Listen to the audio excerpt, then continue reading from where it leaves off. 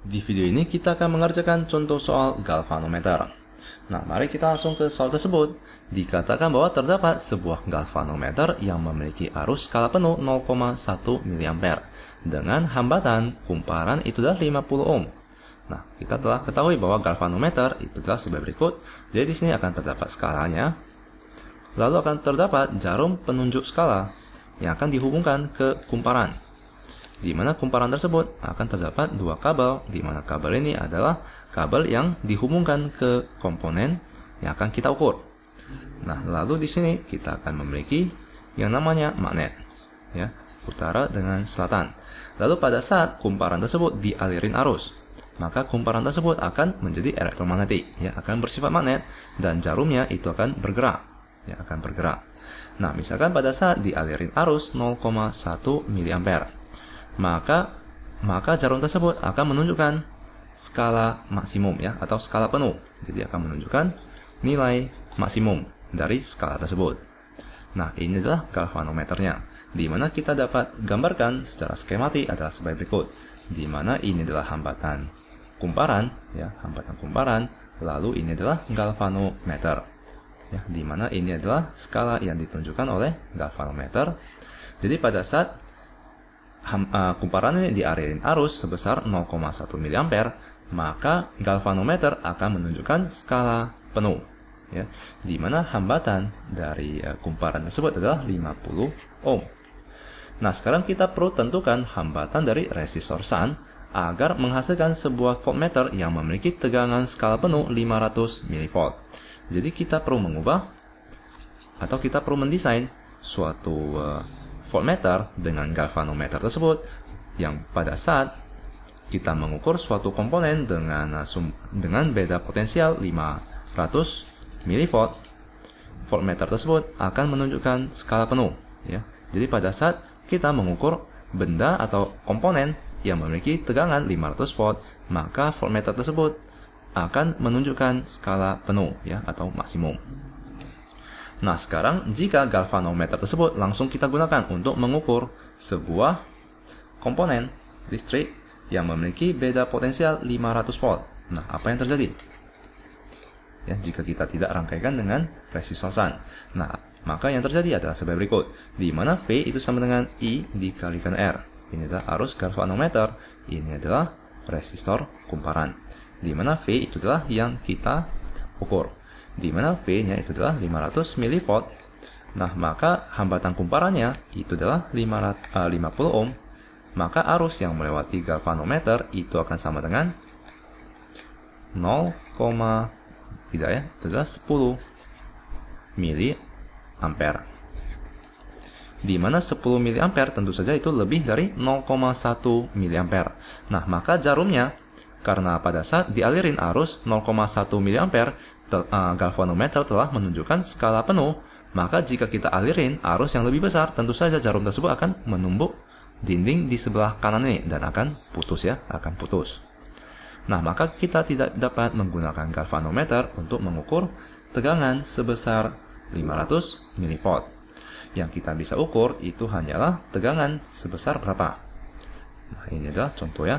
Jadi yang kita bisa ukur oleh galvanometer itu adalah tegangan sebesar, mari kita hitung, V untuk galvanometer itu akan sama dengan arus yang melewati galvanometer dikalikan dengan hambatan kumparan, di mana arus yang melewati galvanometer maksimumnya adalah 0,1 mA, hambatannya adalah 50 ohm. Nah, di mana ini akan sama dengan 5 mV. Nah, ini adalah beda potensial yang dapat kita atau yang dapat diukur oleh galvanometer. Ya, jadi maksimumnya hanyalah 5 mV. Ya, ini adalah beda potensial pada kumparan, ya, pada kumparan, yaitu 5 mV. Nah, tentu saja untuk mengurangi tegangan yang kita ukur, ya, karena di sini ketegangan yang kita ukur itu adalah 500 mV.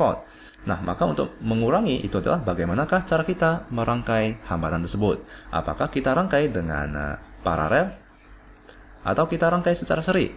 Nah, jika kita rangkai secara paralel, maka di sini juga akan merupakan 500 volt ya, karena untuk rangkaian paralel tegangannya itu akan sama di antara kedua buah rangkaian tersebut.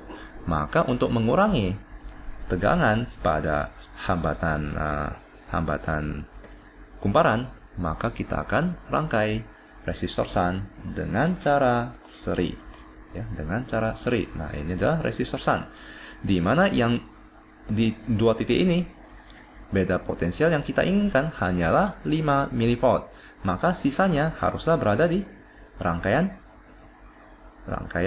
ini ya, rangkaian seri ini, yaitu hambatan paralel ya, hambatan shunt ya, hambatan shunt ya, rangkaian seri ini, di mana itu adalah berapa?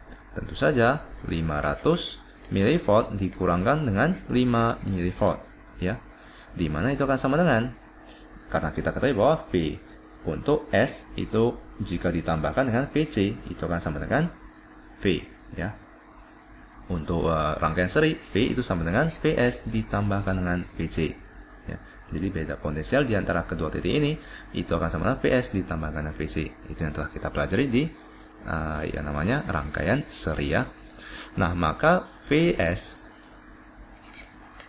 beda potensial pada resistor shunt itu akan sama dengan V, di mana itu adalah 500 mV dikurangkan dengan 5 mV, yaitu VC. Nah, maka beda potensial pada resistor shunt itu adalah 495 mV. Jadi kita perlu memberikan tegangan sebesar 495 mV untuk resistor ini. Ya. Nah, setelah itu untuk mencari arus yang untuk mencari hambatan shunt, maka caranya adalah sebagai berikut. V itu adalah VS itu sama dengan IS dikalikan dengan RS, di mana tegangan yang akan kita berikan kepada hambatan shunt itu adalah 495 mV. Lalu arus yang akan melewati hambatan shunt itu adalah berapa? Tentu saja itu akan tetap sama, yaitu 0,1 mA. Ya, arus yang melewati itu akan selalu sama, yaitu 0,1 mA, karena ini merupakan arus maksimum yang akan melewati hambatan kumparan ya. Maka arusnya adalah 0,1 mA. Lalu berapakah hambatan resistor shunt? Nah, maka RS itu akan sama dengan 495 mV dibagikan 495 mV dibagikan dengan 0,1 mA. Nah, maka kita dapat mencoret mili dengan mili. Maka ini adalah 4950 ohm. Nah, dengan demikian maka arus yang melewati hambatan kumparan itu hanyalah 0,1 mA. Dan di sini tegangan pada resistor shunt itu akan sama dengan 495 mV, di mana tegangan pada hambatan kumparan itu hanyalah 5 mV. Ya. Dengan demikian maka kalian telah dapat mengukur komponen dengan skala maksimum 500 mV. Ya. Nah, semoga kalian mengerti konsep dari galvanometer dan sampai jumpa di video selanjutnya.